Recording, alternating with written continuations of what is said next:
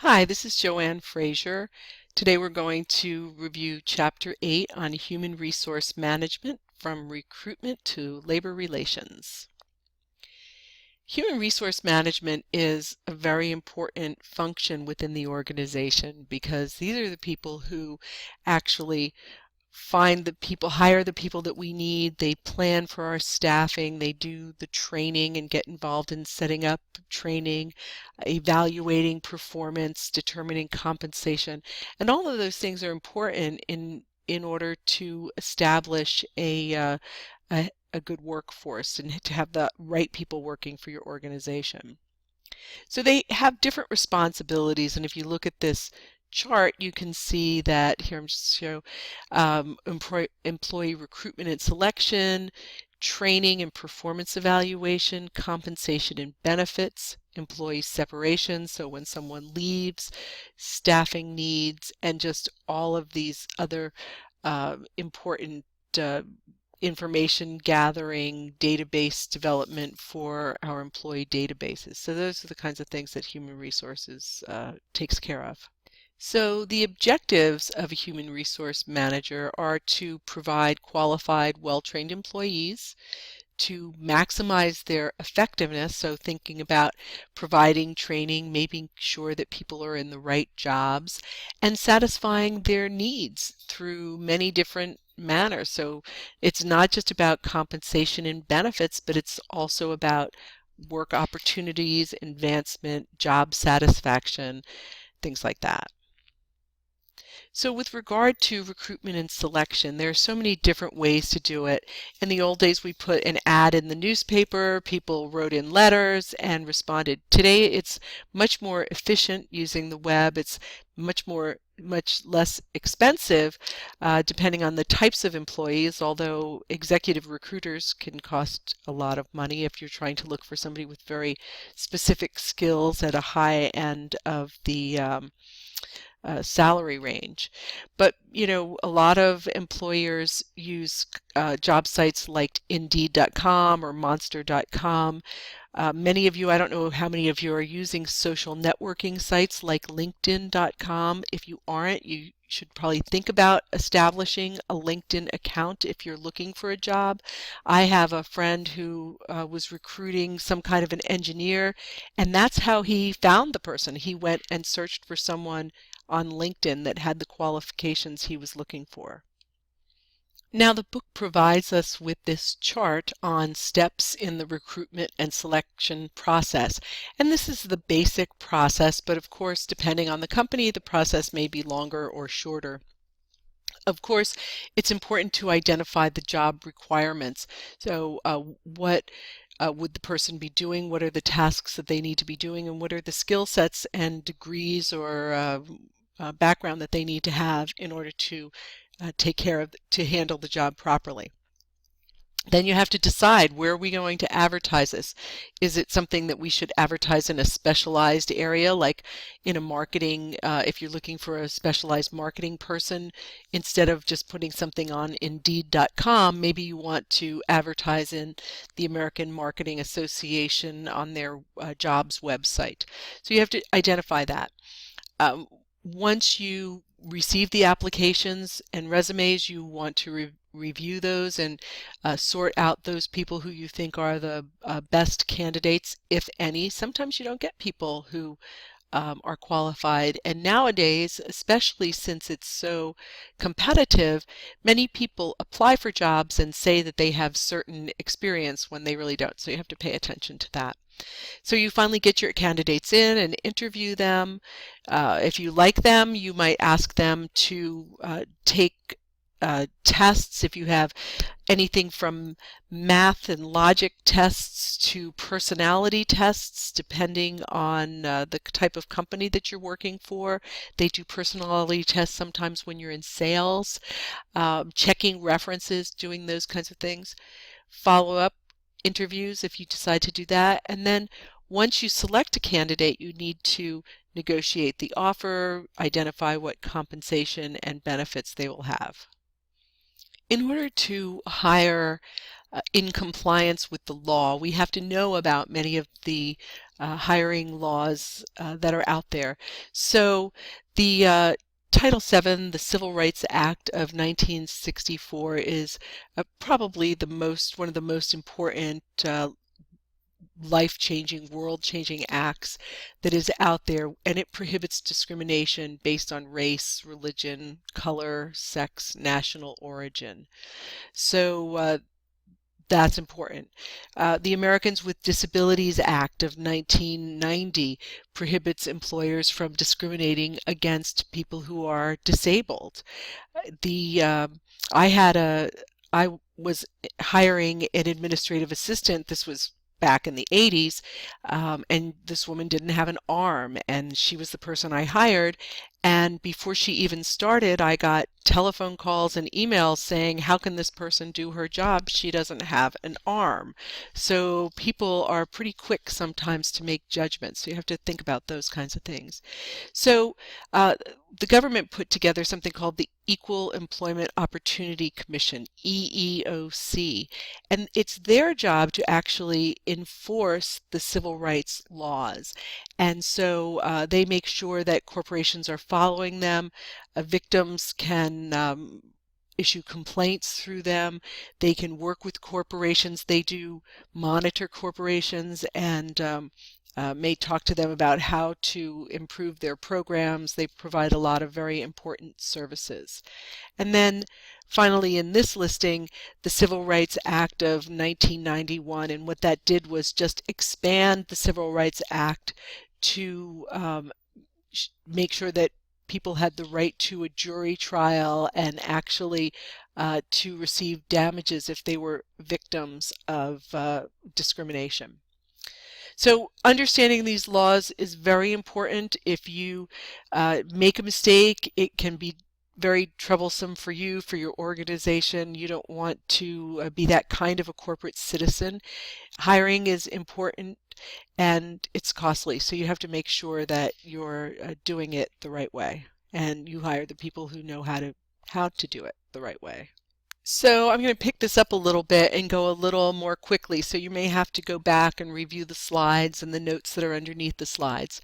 One of the other things, obviously, that HR does is they get involved in the orientation, the training, and the evaluation of employees. So when someone comes into an organization, that's usually where they start in HR, and you may be given an employee handbook. There is often an orientation meeting, or with large programs, some kind of a presentation where they describe the company policies, they talk about benefits programs, they talk about the rules that the organization has.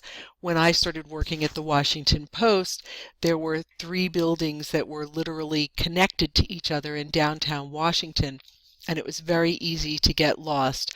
On several occasions, as a matter of fact, I ended up not knowing where I was going, so I would take the elevator downstairs to the street, walk around the block, get back on the elevator in my building and go back to work, until one of the administrative assistants walked me around and showed me some benchmarks.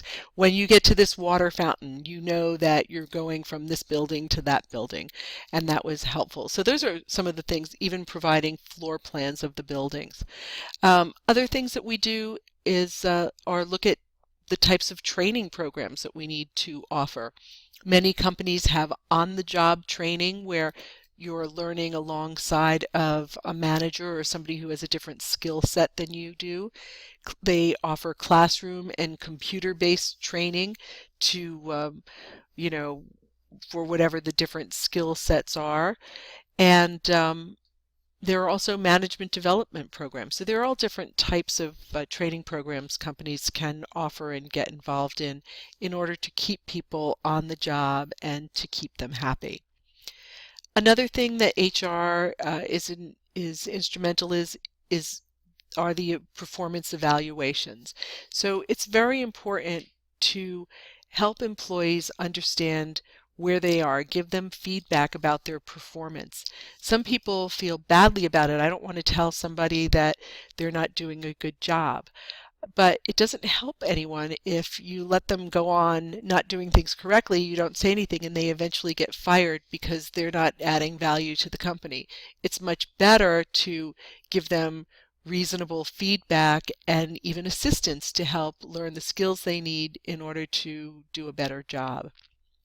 At Montgomery College, we have something that's called the 360-degree performance review. And that is where you're actually reviewed by everyone around you. So it's not only your manager, but we have student evaluations, we have our peer evaluations, staff evaluations of the professors, for example, and then the executives.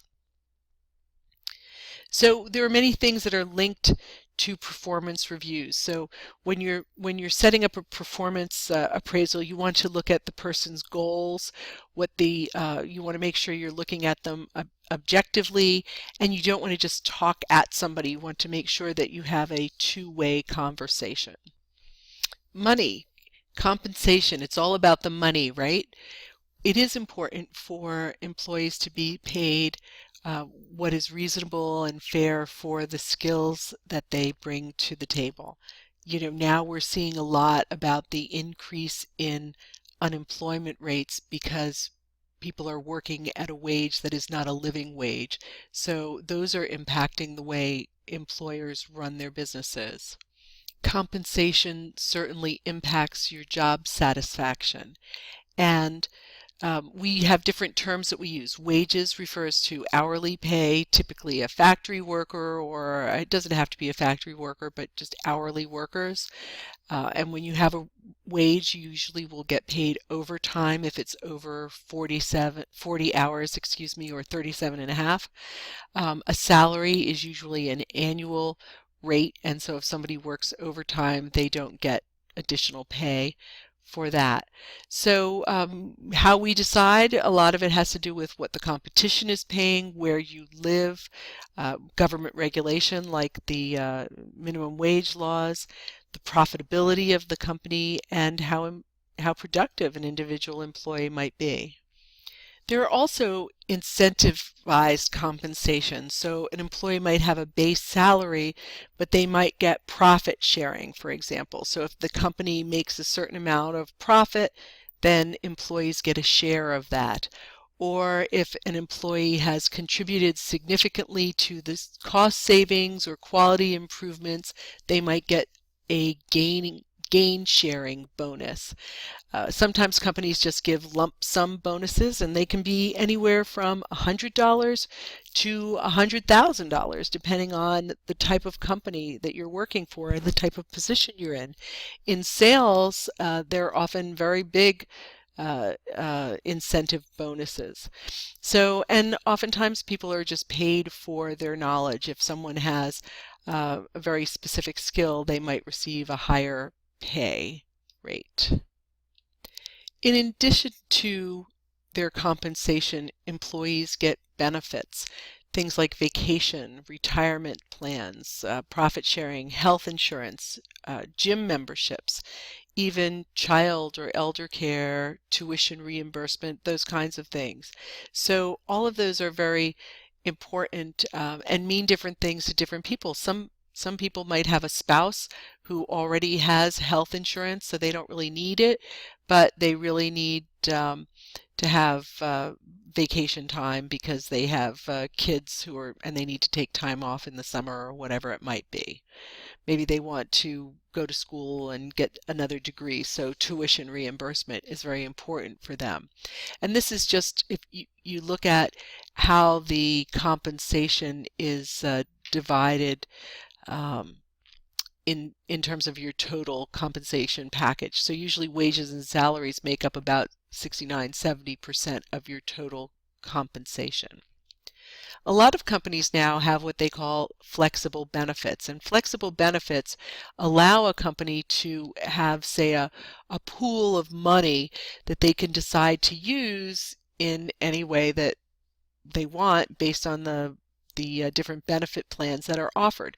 So some people might want a higher quality or higher level medical insurance, but not need dental insurance, or not be concerned about having extra life insurance. So you can pick and choose, and oftentimes that's called a cafeteria plan. In addition to having benefits like health insurance, flexible work is also a benefit. So either being able to do job sharing, or work on flex time, or have days that you telecommute from home. Those are also very important to a lot of people, and companies shouldn't diminish the value of those work benefits. We just have a couple more slides in this section of Chapter 8. There's a lot of detail that comes here. And so another thing that happens within the HR department is human resource managers and other human resource personnel take care of employee separation. So when people leave the company, whether it's voluntary, they're resigning for whatever reason, to involuntary, they're being asked to leave for whatever the reason might be.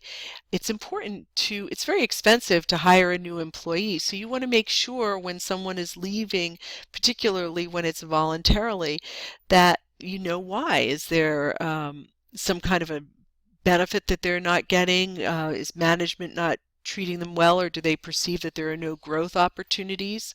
Or are they just moving out of town? So you have to look at those. And the last one that we'll talk about in this segment is on downsizing and outsourcing. We hear about this all the time. We're moving to greater automation than ever before, more service-related jobs, and many companies, if they're trying to save money and improve their stock price, one way that they can do it is to eliminate jobs and reduce the size of their workforce. Sometimes companies will offer early retirement, or they may just have layoffs. So downsizing can be very negative. People worry about it. It takes time out of the regular workday if everybody's worried about who's going to be, laid off next. Another thing that companies can do when they are smaller or leaner companies is outsource, and that would be letting others outside of the company work on specific jobs or projects. So it could be anything from, I was a marketing consultant, so when someone hired me to launch a new product, that was outsourcing. If you are a manufacturing company and you need to have one part manufactured someplace else, that is outsourcing. So we're going to stop here, and then we'll pick up Chapter 8 in a second video on motivating employees.